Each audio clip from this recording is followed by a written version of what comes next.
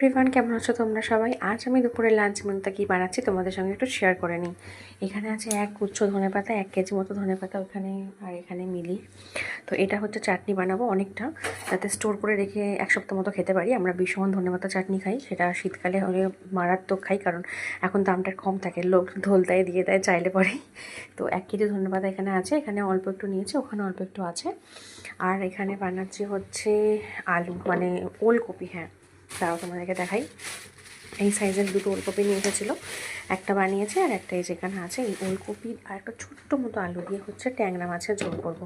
ট্যাংরা মাছটা দারুণ সাইজের ট্যাংরা। দাঁড়াও, এই দেখো ট্যাংরা মাছটা বিশাল সাইজ, মানে আমি জানি না ফোনে কতটা লাগছে, কিন্তু দেখতে পাচ্ছ বেশ ভালো ভালো বড় বড় সাইজের, দুটো বড় দুটো ছোট। আর এখানে 3 পিস মতো তুলে রেখেছি। তো এই ট্যাংরা মাছ দিয়ে আজকে বানাবো ওলকপি আলু দিয়ে ঝোল। এই রান্নার রেসিপিটা আমি আজকে প্রথমবার ট্রাই করছি। এটা উৎপত্তি হলো, ট্যাংরা মাছটা গোটা কেনা হয়েছিল।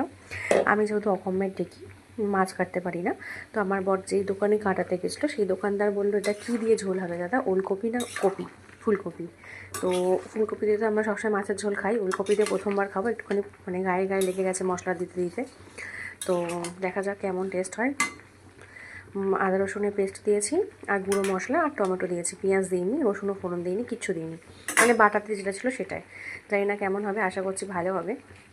তো ট্যাংরা মাছের দিয়ে ওলকপির ঝোল যারা যারা খেয়েছো তারা আমাকে জানাবে যে এটা আদৌ খাওয়া যায়, তো মানে কেমন লাগে তোমাদের খেতে। আমি তো প্রথমবার খাবো, যাই হোক এরমভাবেই রান্না করছি।